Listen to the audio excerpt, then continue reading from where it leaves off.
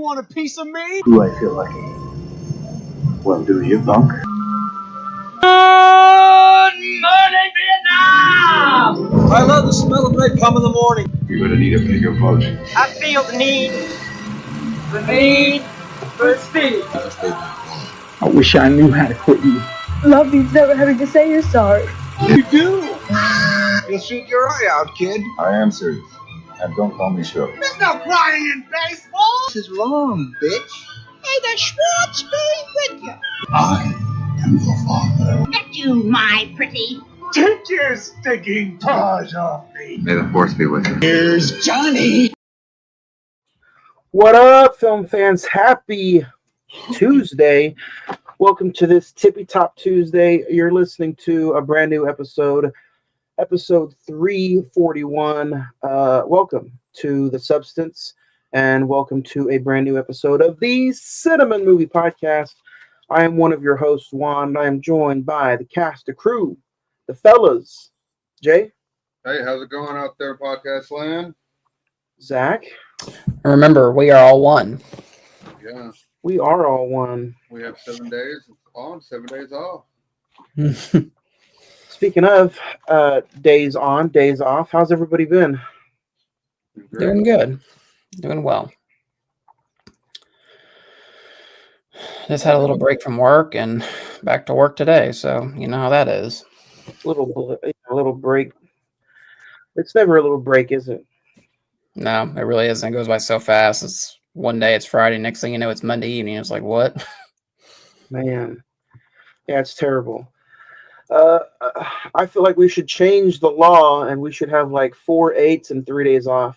Some places have that. I think it'll only work for certain jobs, though. I won't be opposed to it. I think a lot of people would agree with you. Yeah, it's kind of terrible. People who made up these rules, they should just not be in existence anymore. That's a whole nother conversation, but today we're here to talk about The Substance. You guys excited? I think this is this movie is a tale of two different stories, and I think it may be a tale of two different watches. Depending on who you talk to, you either really loved The Substance from last year, or you did not like it. You either really loved it or you hated it. I don't think. So yeah, see, Brian Sanchez says, "What's up, everybody from Albuquerque, New Mexico? The Substance. I really love the movie. He'd give it 10 out of 10." I think this is going to be a fun conversation because you either really love the movie or you really hate the movie. Yeah. I don't think there is no in between. 10 out of 10, I think Brian would be wrong. Yeah. So I can't wait to dig into the conversation. Shit, Brian. I think it's going to be a fun topic, fun conversation. Did she get, the Oscar stolen from her? Did she give it up? We'll get there, all right? Right? Yeah, we will. But if you guys did not listen to last week's episode, last week we had a fun discussion all about Sahara, however you pronounce it. Probably one of the most let down movies in recent memory. I've only seen it just one time. Wasn't a big fan of it. This last go around, me and Jay kind of just picked it apart, and I just say I didn't even I'm finish out it on that because it was that bad. I fell asleep and I just said I'm not going back. I just missed out on that last 45 minutes. I think I gave it a 1.5, and I think I gave it a 1.5, and Jay gave it a 1. Yeah, it was not even McConaughey could save it. Yeah, I missed out on that episode, and it was not great, guys. Not a great movie. So yeah, let's get into some recent watches. If you guys did not listen to last week's episode, go back and check out that episode wherever you listen to podcasts. All the links are right here in the social media at facebook.com/The Cine-Men Movie Podcast. The Instagram is all one word, Cine-Men Movie Podcast. X is Cine-Men405, and the email is MEN, that's cinnamon921 at gmail.com. Like, subscribe, share. All the content is on those social media pages. Definitely keep an eye out on Instagram, Facebook, and X because we give away digital copies. We just got done giving away an entire vintage stock Deadpool pack about 4 weeks ago. Over $100 worth of stuff. Check us out. It pays to listen. It pays to listen to it. Yeah. So hang out with us, listen, talk about movies. That's what we like to do. But before we get started on talking about the substance, Zach, do you want to start? You have any recent watches you want to recommend to anybody? Yeah, still just continuing with the TV shows that's been ongoing. 1923, Reacher, Daredevil, Born Again. I did watch the horror from last week. I guess I liked it a little bit better than you guys. I give that a 2 out of 5. Anything we've already discussed. Anything below 3 is dookie. Yeah. Novocaine, saw that in theater. Really enjoyed it. I thought it was a really fun action comedy. I did go check out Snow White on Friday. His favorite movie of the week, right? Well, let me tell you about it. It's going to be the Oppenheimer of the year. Let me just go ahead and say that. Oh, yeah. Like I said, I was texting Jay about it, and I said, listen, I was expecting it to be Madam Web of the year, but to me, it wasn't that. So it won a little bit in favor in my book. So people are ripping that movie apart, and I'm like, I saw some of the reviews, and first off, they just kind of sound really ignorant and racist, honestly.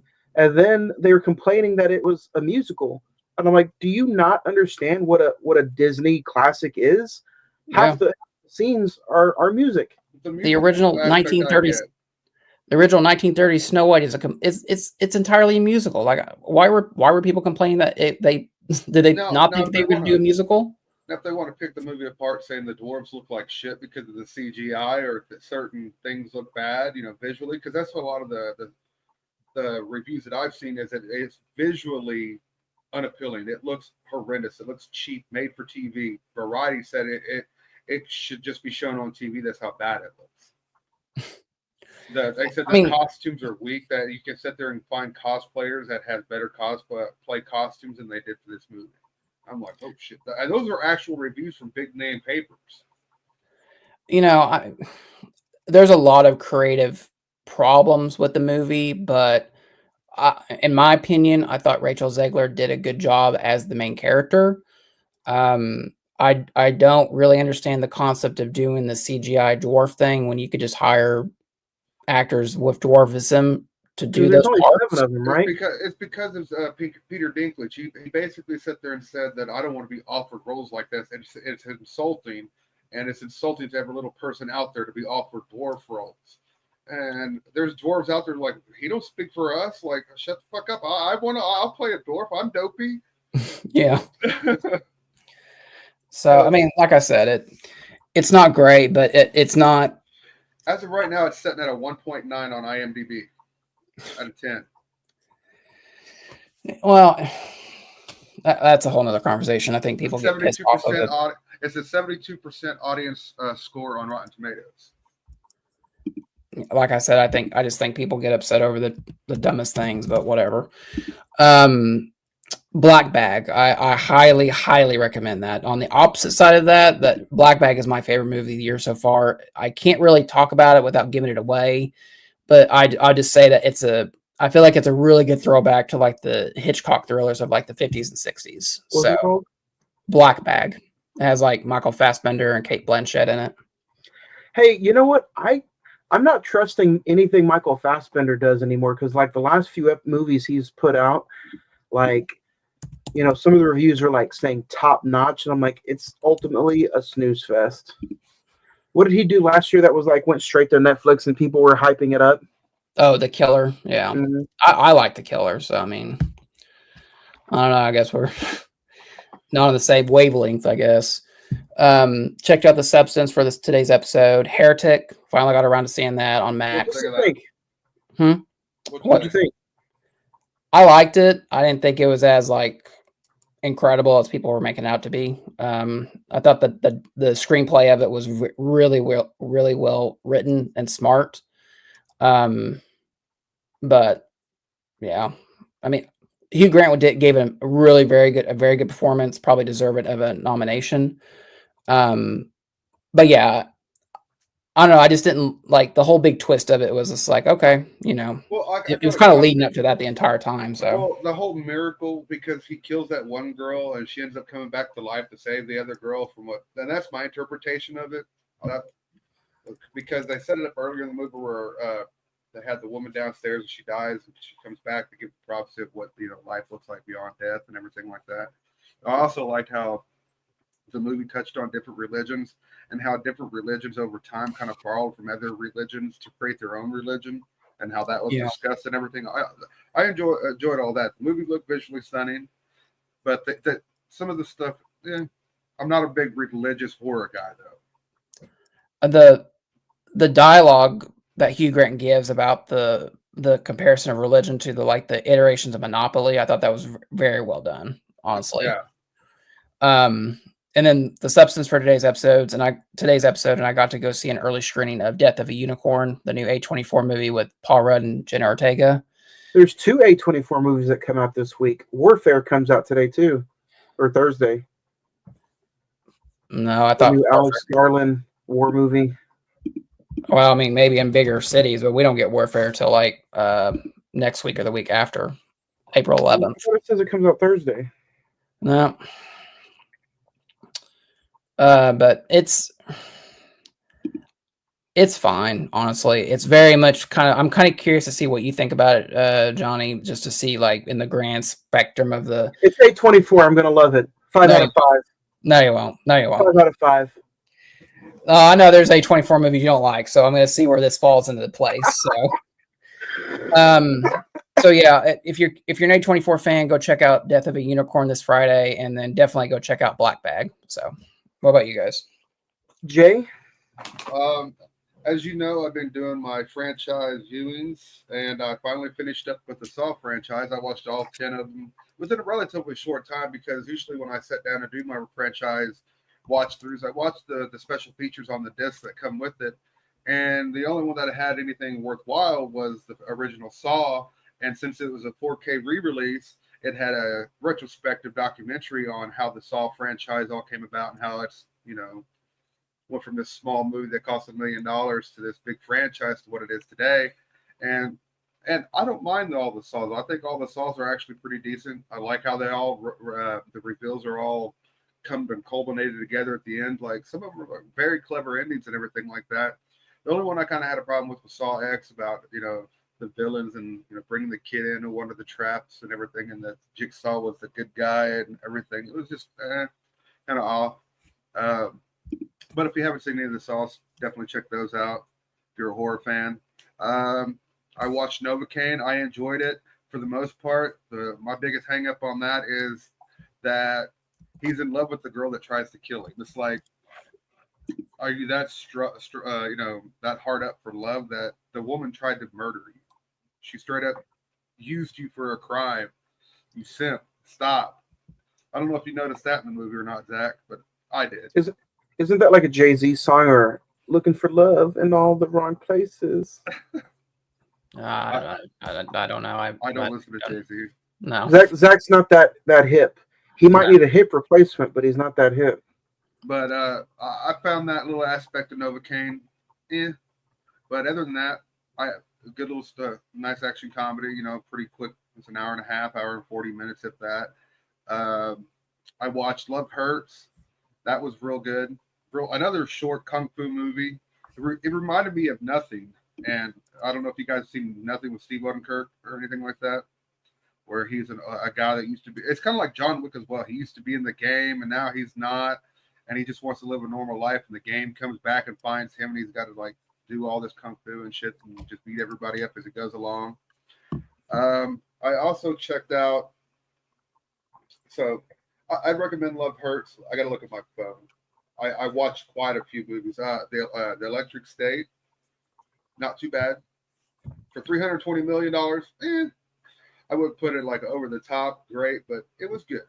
For what it was good. And then I think that's all I watched. I'm gonna say, and Mickey 17. I had my problems with Mickey 17. I like Robert Pattinson in the movie. The main thing about his performance was his voice threw me off. I'm used to hearing Robert Pattinson this other way, and he has this different voice throughout the entire movie, and it just throws me off a little bit on that. Mark Ruffalo, his character, Jesus, I don't know what the hell they were trying with that character. I get what they were trying to do. Yeah, that was not great. No. And then the whole bugs on the surface story, I would have just left it alone. I would have just had that one day they thought Mickey 17 was missing. They made a Mickey 18 and hijinks ensue, and that's why we got the two clones running around. That would have been a lot better movie than the indigenous life on the planet and this and that. So, but one day I think we'll get to review that as well. But I'll go ahead and recommend Mickey 17 just for Robert Pattinson's performance alone. Yeah, But I started my week with Mickey 17 last Sunday. I think I watched it before the episode last week. I enjoyed it. I think it's so far one of the best movies I've seen of the year. And then since last Monday was St. Patrick's Day and I didn't give any kind of acknowledgement for St. Patrick's Day, I was like, let me just run through the Leprechaun franchise. And I ran through the entire 7-film franchise. You mean 8, right? 8 films, yeah. In like 5 days. Leprechaun 1, 2, and 3, Leprechaun 4 in Space, Leprechaun in the Hood, Back to the Hood, Origins, and then the Leprechaun Returns. I just wanted to waste my entire week, I guess, because they were all pretty terrible. I'm sorry, did you say Leprechaun in Space? Is that what you said? Yeah, that's the 4th one. Leprechaun in Space. He wants his goal in space. Gross. So I completely just wasted my life last week. Are you okay? The best one is the first one. It went downhill from there. The final one, where like it's a direct sequel from the first one, that was probably the second best. Leprechaun in Vegas was pretty good. That's the third one. See, that was the one I grew up seeing a lot on HBO a lot. Yeah, it was. I'm not gonna lie, it was still kind of caca, but it was all right. Not the one where they have like somebody like the pot of gold appears in their stomach and like implodes their stomach and it like pours out of their gut or something like that. Yeah. Okay. I almost finished my James Bond franchise. I've been tackling this franchise since January. As soon as it's over, I'm going to jump into another one. So that's why it's taken me so long. I've hit quite a few in the past 12 months. Zach, last year I was on a very good streak of like 4 or 5 franchises back to back to back. This James Bond one has really taken a lot out of me. And I got to join but I finished off with Quantum of Solace, Skyfall, Spectre. All I have left is No Time to Die. And you are done. Yeah, Quantum of Solace honestly was not as good as I remembered it was. My biggest thing, and I'm not gonna wait a whole week for you guys to hear my thoughts on the James Bond collection, because let's face it, we did No Time to Die. I think No Time to Die is probably the second best in the entire franchise. The problem I had with James Bond, and I had a lot of backlash from like comments on social media and stuff, but my biggest concern is this whole franchise, like most franchises, is just so inconsistent. Yeah. Like, even with Daniel Craig, there's one solid movie in Casino Royale that is like almost a top tier movie, and then you go on to Quantum of Solace, and then you have Skyfall, which is the same, a really good overall film, and then you kind of end it with so it's just so inconsistent, back and forth, all the way from the first one all the way up until No Time to Die. So yeah, but you have to admit that even films like Quantum of Solace and Spectre, they're better than some of those older James Bond movies. Yeah, but I mean, the overall aspect of those original Bond films is I am starting to appreciate some of the dry acting from whether it be like Sean Connery or some of the silliness from those Roger Moore films. So overall, out of a 5, I'm going to give the entire franchise a 3.5. So usually I have like a nice little spiel on Instagram So I'm gonna go ahead and do that later on this week about the entire James Bond set. But overall, 3.5 out of 5 for the James Bond franchise. And then I checked out The Substance today. My third time watching it in total, so Oh, jeez. it should be a fun little get. If I had to recommend anything, honestly, Mickey 17 on the biggest screen possible was so much fun. Go check it out. I love those performances, and one of my favorite movies so far. So Mickey 17. But now let's dig into the mean potatoes of today's episode. So Brian Sanchez is also hanging out with us, listening to see what we're going to talk about the Substance, and he said 2 thumbs up for Love Hurts as well. So thank you, Brian. Let's dig into The Substance. How should we start off with this? Should she have gotten it or should she have not? That's a good start off, Jay. You guys debate that. Go first. I'll say no. Because as you'll soon find out, she spends most of her time in the movie on the bathroom floor. It's a 2-hour and 15-minute movie. You take off the credits, and for half of that runtime, she's laying naked on the floor. I guess that's all it takes to get an Oscar nowadays. It's to lay naked on the floor and have these prosthetics on that make you appear uglier. And when she's on screen, to me, when she's on screen at the beginning before all this stuff happens, it's like, it's just normal Demi Moore. It's just like, hell, anybody could have played that role. You know, it's just her being an old celebrity that lost her star power, and now they're trying to replace her. And anybody could have played that. I watched the Pamela Anderson Last Showgirl movie, and I thought of the same thing. It's not a body horror movie, but it does have similarities in style of, a woman losing their looks due to age, and the younger people coming in and taking over. Zach, go ahead and debate whether or not you think she deserves the Oscar, and then when you guys get done, we will get into The Substance. I have a lot of mixed feelings about this movie, first off, but I mean, just focusing on Demi Moore particularly, I kind of think that she was probably more deserving of it than Mikey Madison. And I know, like, I agree with you, Jay. She doesn't do much in the movie, but I feel like she was able to sell the concept of a forgotten star, and just how cruel Hollywood could be just through her emotions, her eyes, her physicality in the movie. Regardless of, huh? Have you seen Nora? Yeah. I enjoy the reason why I think she deserves it more than Demi is because the movie has its problems itself, but her acting all the way around, she carried that entire movie, whereas Demi had somebody else carrying the movie. I thought the other girl that was in the movie should have been nominated for an Academy Award because I thought she'd done more in the role than what Demi did. Let's get ready to dig into it. The Substance. IMDb currently has it at 7.3. Rotten Tomatoes is at 89%. The Metascore is 78%. Letterboxd has it at a 3.8 out of 4. With an $18 million budget, it grossed a little over $80 million at the box office with a September 20th, 2024 release date. Starring Demi Moore, Margaret Qualley, Dennis Quaid, directed by Carly Fargret. And currently, you can check this out on Mubi or Amazon Prime. A fading celebrity takes a black market drug, a cell-replicating substance that temporarily creates a younger, better version of herself. Zach, we'll start with you. Do you remember the first time you seen it? Did you get to see it in theaters? And in a small sentence, what was it like for the podcast revisiting it? No, I didn't get to see this in the theater. I just literally watched this over the course of 2 days over the weekend. So it's your first time watch? Yeah, first time watch. Overall,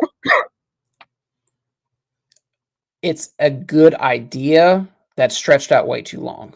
So that's my thought. Also, I don't know if I said who it was directed by, but it was directed by David Lynch. So that's what we're going to go with. If you said that to me before I saw this movie, I would probably agree with that.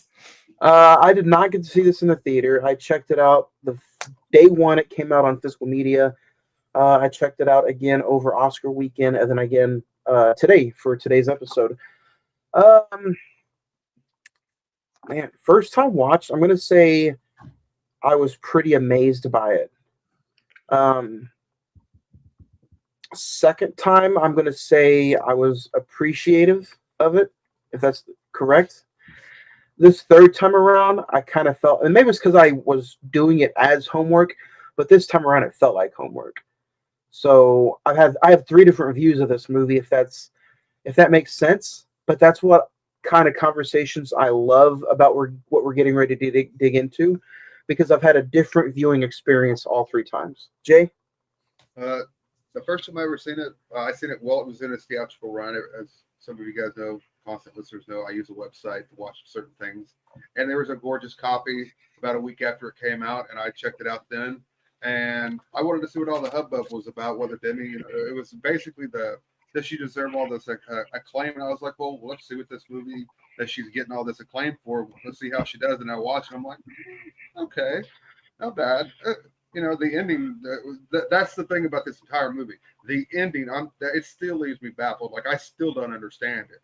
I'm still just kind of like, okay, that was kind of stupid in my opinion. In my opinion. That's the David. I swear I don't know. And you know what sucks is you pay for a physical copy and you're like, man, I can't wait to dig into a movie like this because of how you're just like, there's got to be an interview with the director. Demi Moore's got to give some. This thing has no special features. Is it just a featurette from the director? But it's like a minute and a half. Yeah, it's the same thing. I got this from the library, rented it on DVD. I thought the Blu-ray would have more, but it doesn't. No. Oh wow.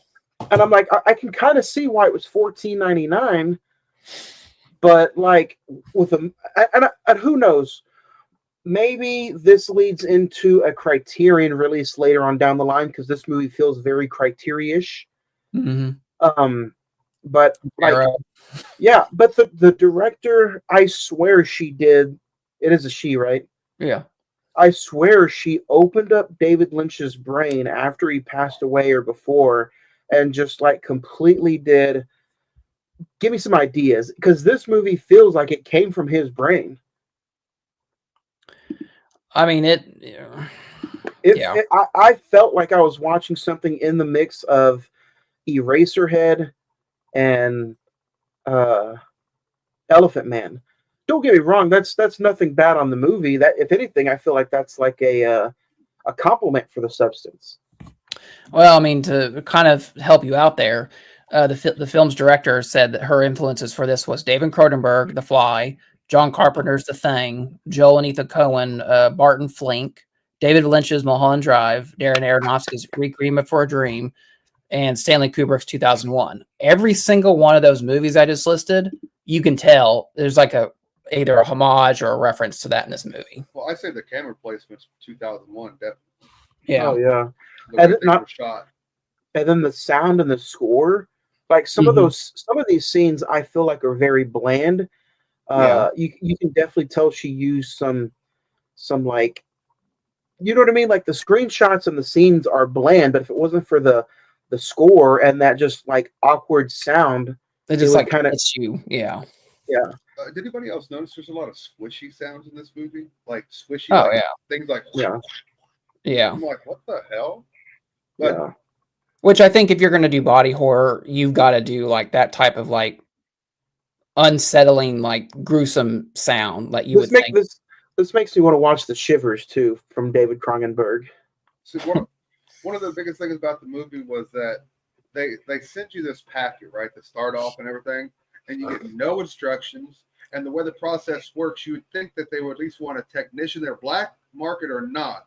You'd want a technician there to at least, because they come out, the new person comes out their back, and there's like a gaping wound like this in their back, and pretty much as soon as they're born, they're stitching up their other half. It's like, why couldn't they just have a technician there You know, we could have threw that in there, a technician in there, and they could have helped out along the journey. And then the homegirl, after she realizes that she needs a room to hide the body in every time that they switch out, she becomes a carpenter all of a sudden. I'm like, okay, homegirl's good with tools. I was gonna ask, was that built into the wall, or did she make that? She made she made that. was knocking, Okay. and she was going through the house and knocking and seeing if there was anything hollow on the other side. That's why she was knocking on the wall, and she got to that bathroom wall and realized it was hollow right there, and that's why she cut into the wall and created that door and just shoved her into that. She must I think what this movie does a really good job by is my bad. I'm still getting some lag here, but what were you about to say, Zach? No, I was just gonna make a joke and say she must have had used up like 5 of her days to make that room before she had to go back under. Well, Yeah. I remember the neighbor saying it's been 3 days that you've been banging over here, and then he sees how hot she is and everything. And Okay. I know we were in the time and day and age where PG-13 is almost like rated R nowadays compared to like 20 years ago. And I know this is a body horror film, but it's also not up everybody's alley. Yeah. Do you guys think there was too much nudity in this movie? no, the one of the things I could sit there and say is that whenever they switched out, couldn't they have at least been nice enough to cover the other one up, because it's going to get cold laying there naked on the floor. You know what I mean? I thought about that shit. Give them a pillow and a blanket. Shit. Here's the thing. I was gonna ask you guys this because I've been kind of going back and forth between Mikey Madison and Demi Moore, who really deserved the Oscar. Neither. Do you think that, and this is a legit question, do you think that because of just the way, you know, this is a very pro-feminism type film, do you think that the Academy acknowledges Yes. the amount of nudity or sex that a female actress does? Like Mikey Madison did a lot more sex scenes in Anora, and Demi did a lot more nudity in this movie. Are you trying to say like, hey, since you guys went above and beyond and did something you probably didn't want to do, but you wanted to do it for the love of art and showing and doing all that, here, let's give you some professional acknowledgments? Yes. Do you? It's not really to kind of make them feel better about themselves. I'm not saying that their performances are bad. I mean, obviously, you know, they got all the way to the Oscars to get nominated. But I'm saying, do you think since Mikey Madison did a lot more sex scenes or sex sequences, she got it instead of Demi, who was just laying on the floor naked most of the time? I found Mickey's performance more rounded than Demi's. It was just once Demi Moore started getting having the body modifications starting to happen to her, all she did was sit there, beat herself in the head, and look angry. Like, I'm like, I haven't seen Anora yet. It's streaming on Hulu, by the way, for those of you who want to watch it before we talk about it. We're going to talk about it in May when it hits Criterion, or right around that time. But I think neither one of those performances, and again, I haven't seen Anora, but you're forgetting female cast members like Florence Pugh and some other ones that are out there that just had phenomenal overall film experiences and like emotion-driven performances. Yeah, and I don't know. This is kind of a weird last few times about the Oscars where they're just like, again, this and Anora feels like something that would have been nominated 20 years ago. Yes. I'll just go ahead. I don't know if I'm going to be on the Anora episode, but I'll just preview my thoughts. This Anora is going to be a movie 10 years down the road. We're going to be like, well, why do we do that? No. We could have gave that to something else. But I feel like the substance, at least Demi Moore's performance, is, again, I haven't seen Anora, so I'm not going to say I agree with you, Jay, about it being like overall, but I do feel like Demi did hit, in a short amount of time that she's in the movie, I could have seen her get Best Supporting Actress. Yeah. I think now that you say that, I think Demi could have got more supporting, and Margaret Qualley could have got Best Actress. Yeah. But like, I think she gave the better performance out of the two, to be honest. Yeah. Margaret? Yeah. Now, see, that's what I was thinking, because she's the one that has become the star. She's the one that has to sell this new look, a new aspect of her life. But she's in the movie and she has more speaking. But I think what got Demi the nod was her physical emotions, to where she didn't have to say anything. When Yeah. she met Fred for the first time and he remembered her and she got his number, the look on her face, you almost felt super sorry for her. And Yeah. then again, the same substance or the same notion when she wakes up and she's getting ready to meet him at the dinner at 8 o'clock. Again, that being a crazy scene, but I think that scene also, she didn't have to say anything, but it's just her wiping off the makeup and then her knowing that this is all about to be over. Yeah. Even though she still had her looks, the only thing that was really wrong with her was her finger. But like, But I you think, you could hear the sincere gratitude from the guy that was like, "Oh, I didn't think you were gonna call," and then, "Oh, you wanted to do dinner. I didn't think yeah, you were wanting to do dinner." I think that's one of the best scenes in the movie, excluding the gore and the bodily transformations. Is that scene where she's getting ready for the date? It's so physical. Like you don't like, and she don't need to say anything to get her. Understand her emotional presence at that time.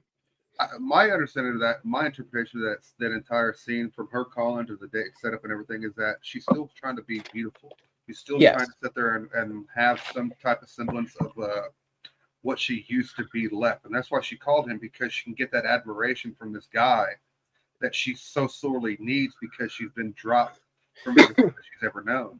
Well, and to take that a step further, I don't even think. Obviously, we never know because we never go back to Fred, that character. But I think if I had to play that out, I think Fred is not dating her because she's a famous actress. I think he's dating her because she's beautiful in her own way, and nerdy guy gets to hook up with the hot actress.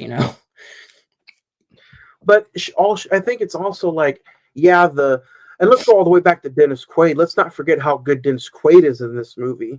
He is very good. Yeah. He had a phenomenal 2024 to where I'm like, during the top 5 of the year episode, I was debating whether it was him or Sebastian Stan that I really thought had a really good year. So like, again, he's phenomenal in this movie. He's so annoying with everything and all the close-ups that happen in this movie. But like, he's the one who initially starts her Downfall. her downfall. Yeah. And again, I know she wasn't supposed to be in the men's bathroom. I found it kind of hysterical and odd at the same time that the character's name is Harvey. I was like, wow, we're really going there with that. The first time we meet him, he's coming to the urinal to take a piss, and he's on the phone telling whoever he's talking to, we need to get rid of her ass because she's old and played out. Yeah. Even that scene where they're like having dinner, and it's like the in between cuts of him eating the shrimp, and you can just hear that, and just the back and forth. That's almost like a good setup for what Demi is going to go through this whole situation, just like the crunch and the nod and just the unsettling sound of somebody. I interpreted that scene as somebody being devoured, and then the leftovers just being left there. And that's what because when he sees that other producer or whatever that other guy is, and he's like, "Hey, I gotta go," and he just leaves her and his meal, the thing that he devoured, right in front of her. He just left it there at the table. Yeah. Left her there. I found it kind of cool. Oh, go ahead. No, go ahead. I was going to say, I found it kind of cool, kind of the juxtaposition of where they go pick up this like black market medicine. It's like a very like sketchy part of town, but inside where the mailbox is, it's looks like a scene, like a set from a science fiction film or something. It's very pristine. Very clean, white coats and everything. Yeah. Yeah. Some of the facial expressions too, like I think a lot of that is also being like forgotten about. Like, yeah, Demi Moore is just laying there on the floor, but when she's laying there and she's like just motionless and her eyes are open, and you can see Sue is just like kind of taking advantage and taking a little bit more days probably than she should. Like you just sit there and you feel bad for a character who's just laying there motionless, eyes wide open on the floor. So I think that's another thing to kind of sit there and think about is like you're feeling sorry for an actress / character who's not saying or doing anything. Yeah.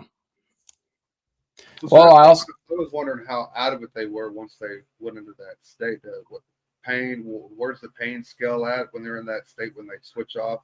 You know, how coherent are they and stuff like that. They never talk about that in the movie, so I can't tell you, you know, if they're conscious or not. But I thought one of the greater parts of this was when it got to the substance, you know, where we're dealing with that. They didn't really explain it. I just like how they said like both have to be whole in order for this to work.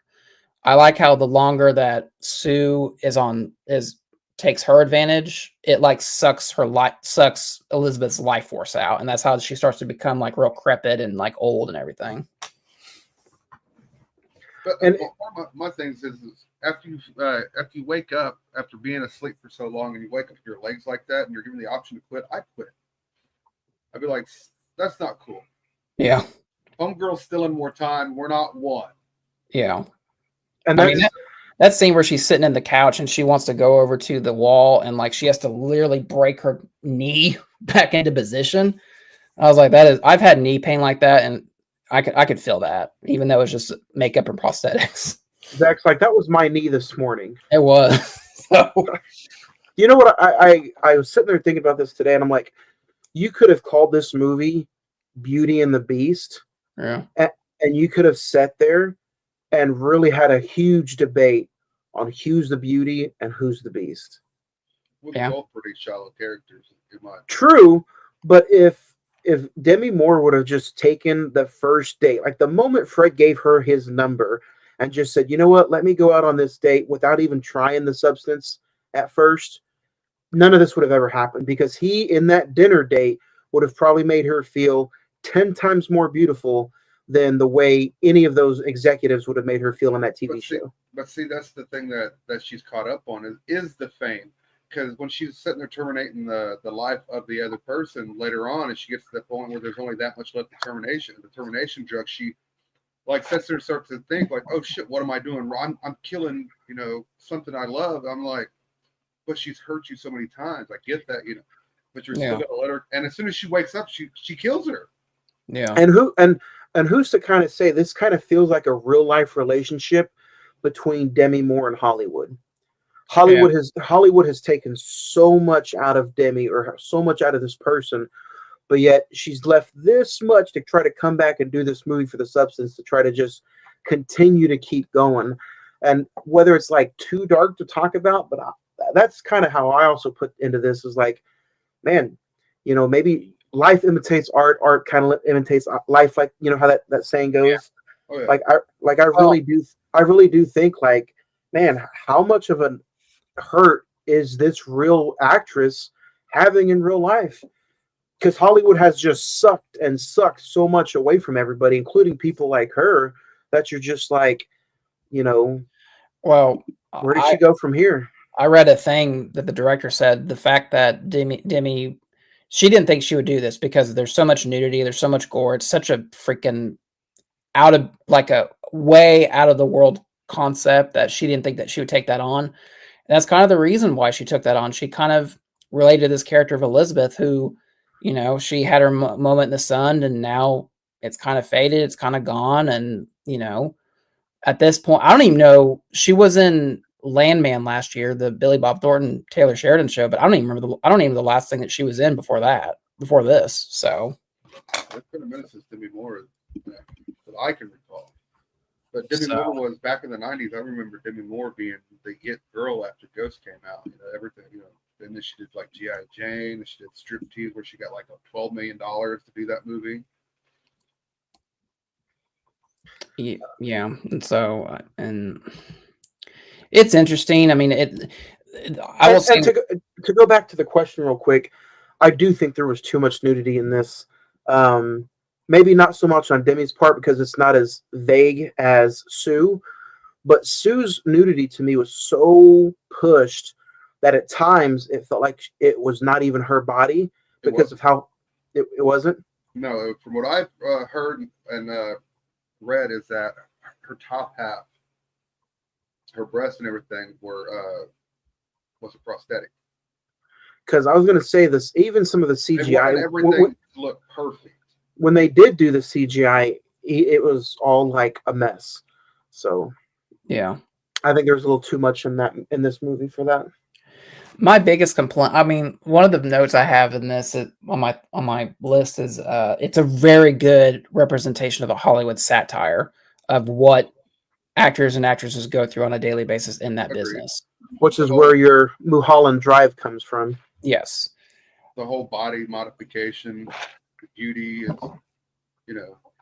My biggest thing with this is this movie does not need to be 2 hours and 20 minutes long. It does not. I think you can get this down to 2 hours or maybe an hour and 45. It's so by the time you get to like the final act where you get to Monstro Elisa Sue, the big creation by the end of that's it, where the movie lost me right there.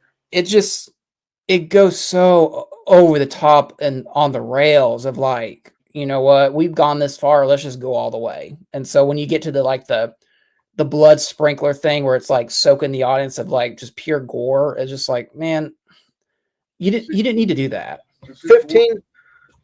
15 minutes of the movie is her creating that little dark room. Yeah. And there's like 30 minutes of the sequence of Margaret Qualley doing like the workout session. Like we didn't. I think you could have taken that out. I mean, I get what you're doing with that. What are they doing, Zach? I mean, they're just showing like her taking control.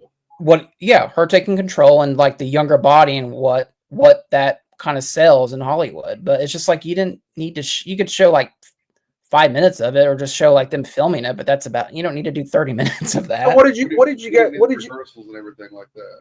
What did you guys think? And what's your thoughts of the chicken bone scene? See, like that was I think that was the first moment in the movie where it got to me. I was like, oh my god, she pulls that chicken bone out of her belly button. I was kind of like, whatever. Stuff like that. Whenever there are those scary wake up dreams and stuff like that, they try to like. But that's where the real body horror stuff starts to happen, and it's almost like, again, the dream imitating a nightmare, and then Demi Moore is waking up in the nightmare, and Sue is living the dream. So it's like, in order for Demi to, and does Demi get to see the visuals out of Sue's face? Because I mean, she just keeps waking up, more and more Quasimodo like, and it's just like, it's a great reference. I'm not gonna lie. Well, that was a good throwback. No, I never took it like that. Like Elizabeth could look through Sue's perspective. I didn't see that part at all. What I seen was that Elizabeth always seemed Sue there is because of that billboard outside of her window and her presence being there because they shared the same place.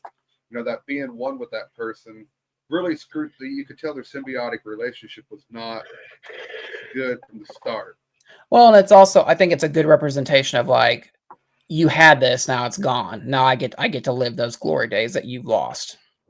I kind of want to know how we get that drug, because in the beginning of the movie they made one egg become two, and I'm like, eggs are pretty expensive now. How can I get that drug? You got to buy an activator. Yeah. Well, I didn't. Obviously, I knew. I don't know if you guys watched. We talked about the Oscars a couple weeks ago, but Conan's opening bit where like he climbs out of Demi Moore. I thought that was, and he lost his shoe inside her body. He's got to go back in there. Like I knew that was like something from the substance, but I literally did not know that's how like Sue is born. Like literally metamorphosis from her into real life. So let's get your thoughts then, Zach, because in the original poster, you get her laying down with the scar. Where did you think that might have been from? Or what did you think? Did you have any kind of thoughts? Not necessarily thoughts. I mean, it makes a lot more sense now, but I guess originally I thought maybe, I don't know. I don't really know how to interpret that, but I thought it was a great design for a poster. Like I think that the poster's kind of bullshit, because nowhere in that movie did that girl get a towel and lay her head on. She's always on that damn cold bathroom floor. Yeah, you're not wrong about that. False advertising right in the poster. Her laying her head on a towel. Doesn't happen in the movie. I thought it was a great opening and a closer to show the evolution of like the Hollywood Walk of Fame star Elizabeth Starr, Oh, and yeah, that how was a like great it's like so pristine, and then it goes to just it's cracked. People drop food on it. No one cares. People step all over it like you're nothing There's now. one point where that couple walks by and she's like, "Oh, I remember her. Wasn't she in that movie that something like that?" Yeah, and she's Yeah, like, "Yeah, I remember that. Yeah," and they just keep going. it's like people remember her, but not really. Yeah, And then it's kind of Does she poetic. have, does she have a real Walk of Fame star? Yes, yeah. I think it's poetic that like even though it's just by that point I'm kind of checked out in the movie. I just want it to end. But like the worm face of her face going to the star and it just kind of disintegrates into the star and then just gets picked up by like a cleaning crew that goes by. Is like I think it's kind of poetic in that she wanted to be remembered so badly that it just like she fell from grace almost. Yeah. This, you know what this kind of reminded me of? It felt like it could have been an episode of Tales from the Crypt. agreed. Or the Twilight Zone or something like that. Yeah. Or Black Mirror. Didn't they do a Black Mirror episode, something like this? No, I don't know. It all started with, yeah. But I don't know. Performances, I think, are outstanding, and I think Demi developed and did a lot more than just vocal. Yeah. Even when she had all that makeup on her, you could like the expressions through the makeup. I think is also something that maybe helped her out. But man, it was. I think Fun some fact. of the reasons she got some of the nod because not because of just for acting, because she was willing to go ugly. If you sit there and think some actresses, gorgeous actresses that go ugly for a role, they get nominated. Like Charlize Theron, she got nominated for Monster when she Yeah. uglied herself up. So I think that's And some of the reason there too is that you take this I think- beautiful thing and just uglify it. I think makeup and hairstyling, which obviously it won the Oscar, which I think is totally deserving of it, but I think it helps actors win Oscars because, like you said, Charlize Theron did it. Gary Oldman did it for The Darkest Hour when he played Churchill. There are a lot of, Brendan Fraser did it for The Well. There's a lot of prosthetic makeup that can help actor's performance get to where it needs to go. Yeah.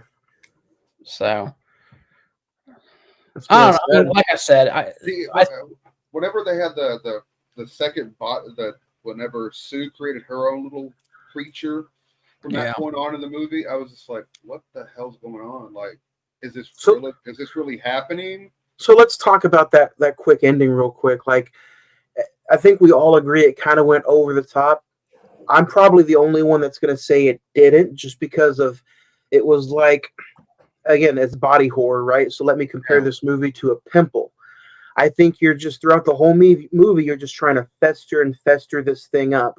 It's gross, it's greasy, and then by the end of the movie, you're just like, okay, we're all in, and just pop it and let it go everywhere, because of how this movie is just lined up to be.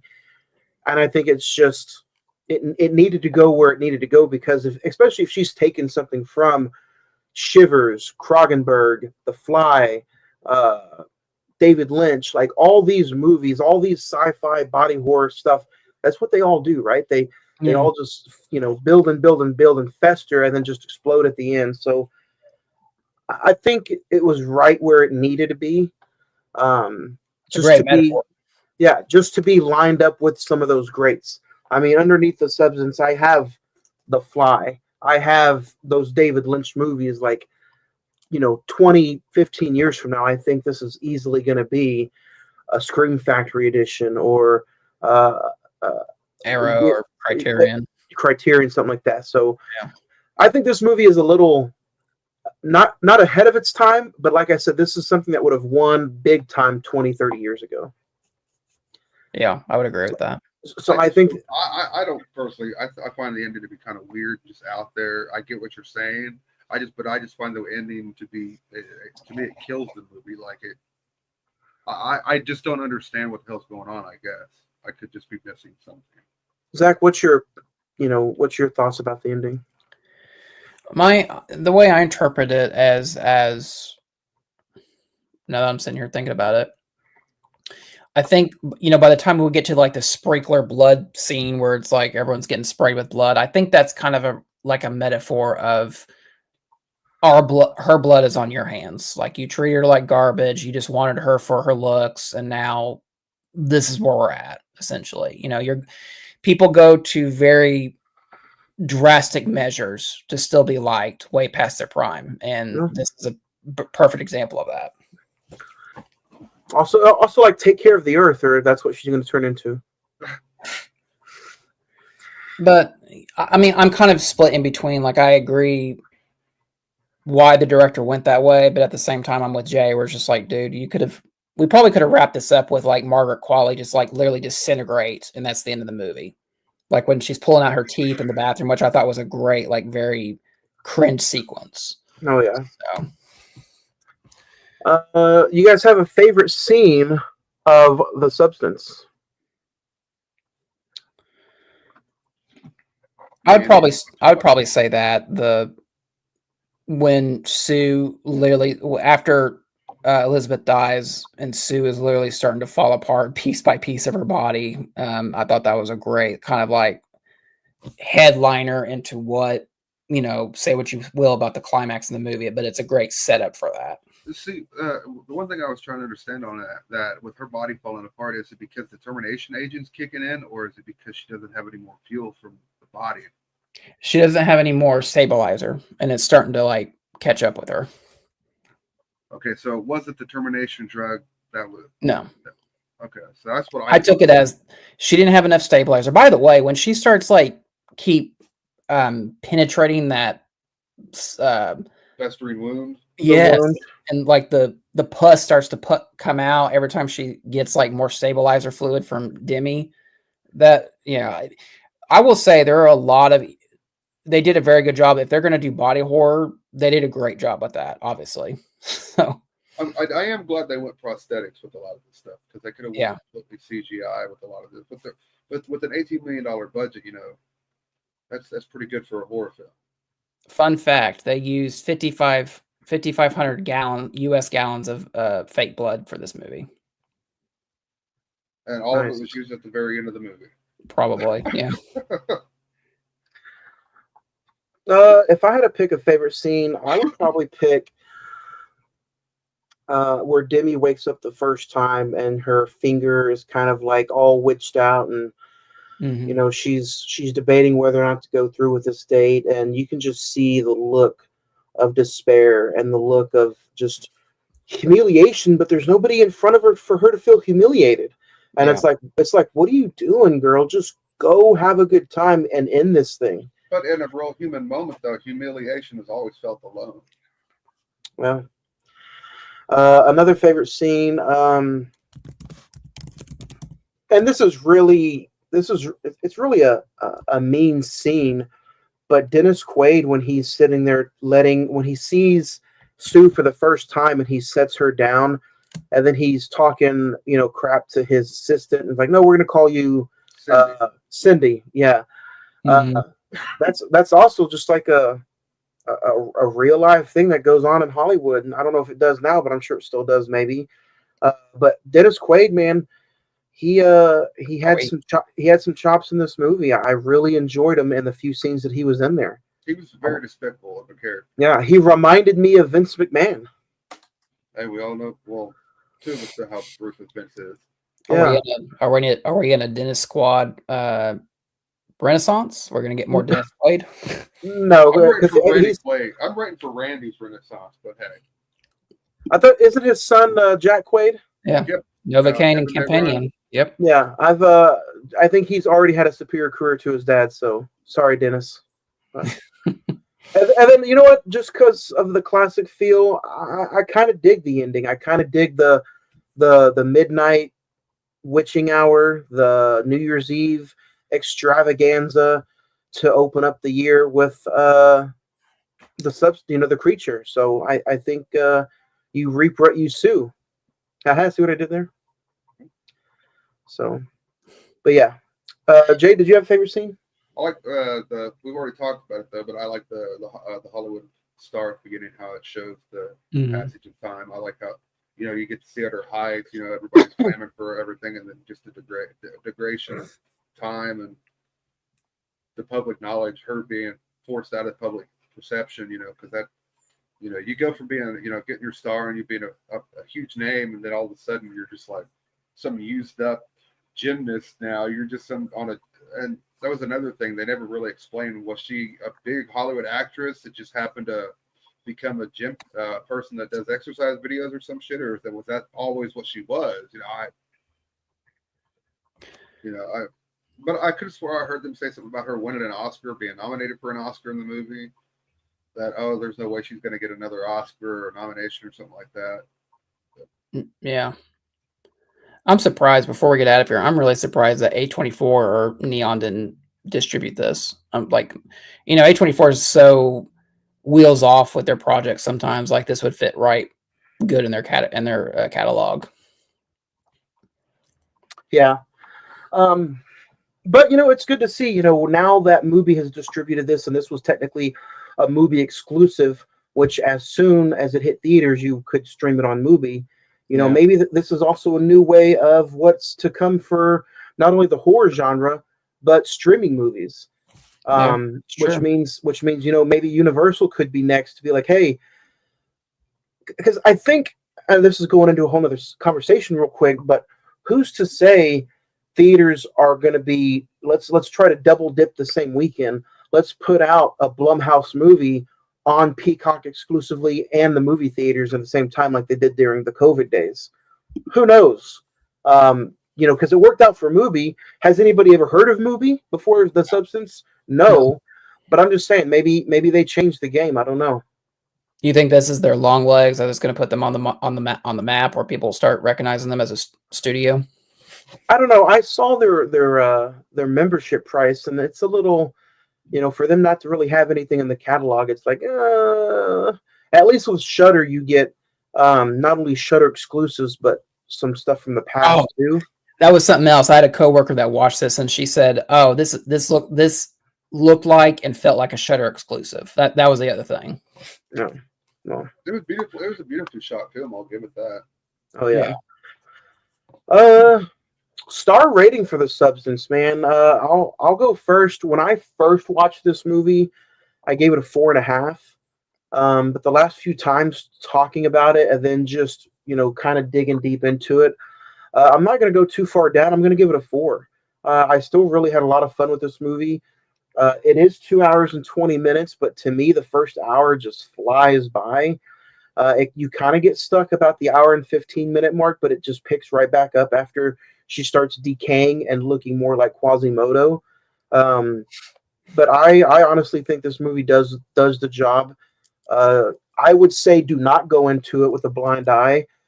Go into it knowing and enjoying and respecting body horror and creepy and nasty, maggoty infested scenes. Again, it's not for everybody for sure. But yeah, I think it was pretty cool still. 4 out of 5.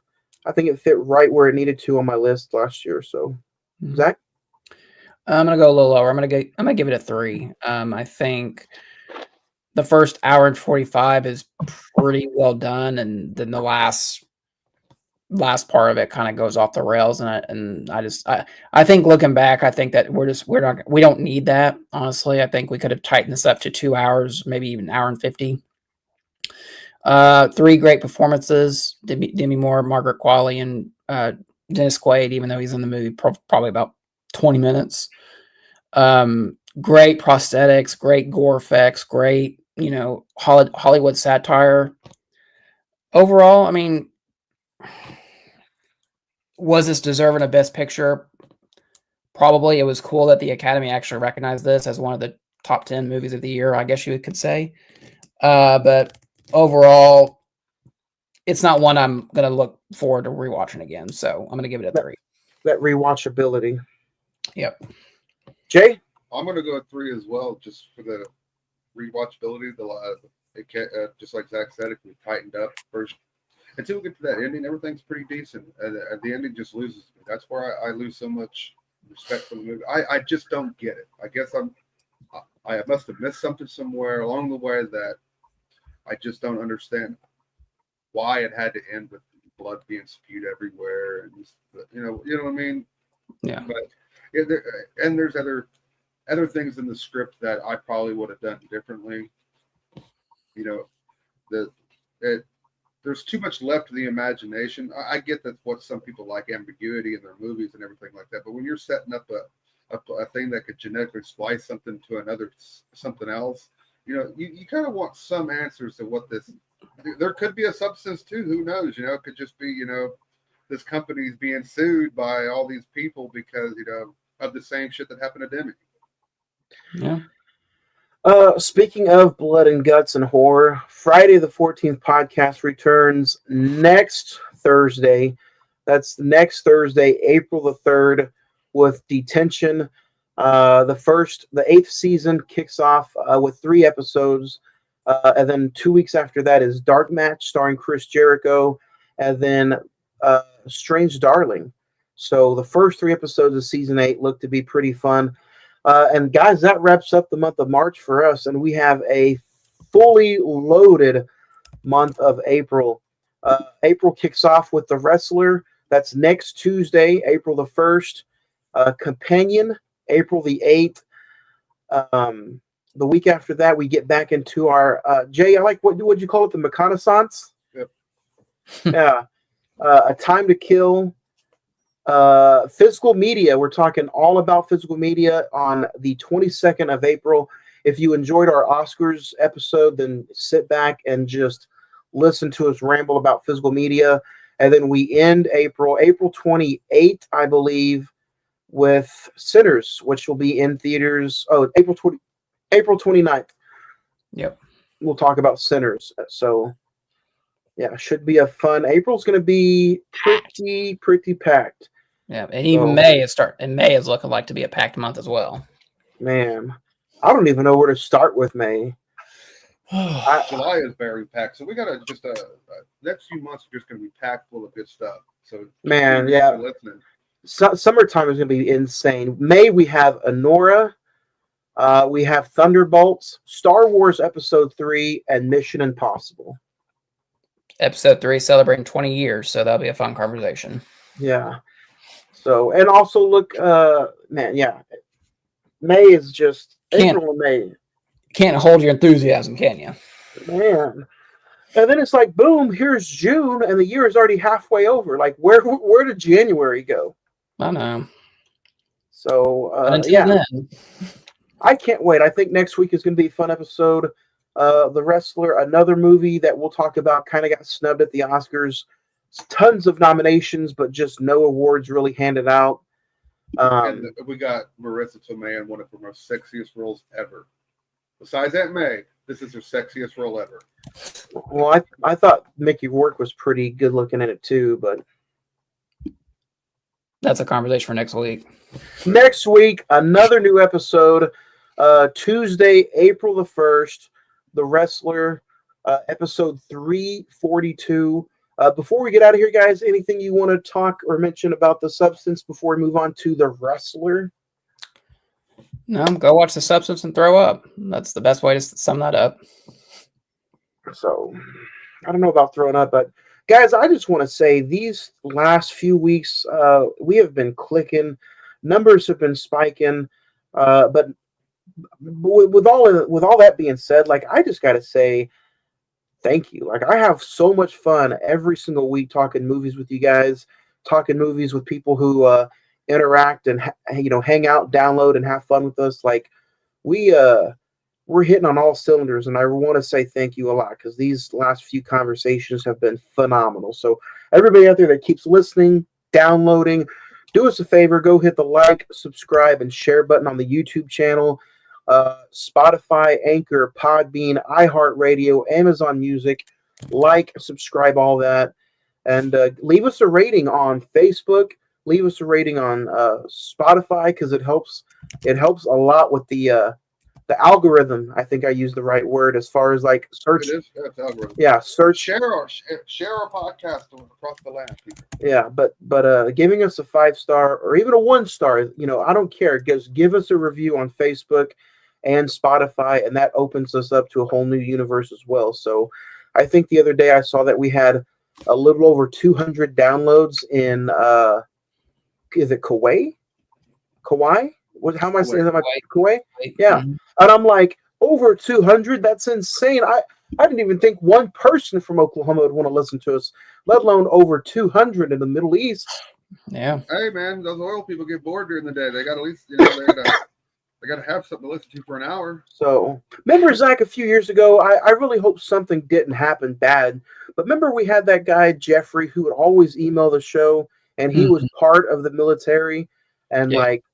if you're still listening or if you still download, send us an email because Yeah, you please. would keep up with us every single week. That was awesome. And listening to us over in Iraq was such a big deal for us every single week getting your email. So, but other than that, man, I gotta say thank you everybody, including you guys. Hopefully one day Edward will rejoin. But until then, guys, the wrestler next week. So get your elbow pads ready and your baby oil, and we'll see you next week on a whole new episode of the Cine-Men Movie Podcast. Bye. Later.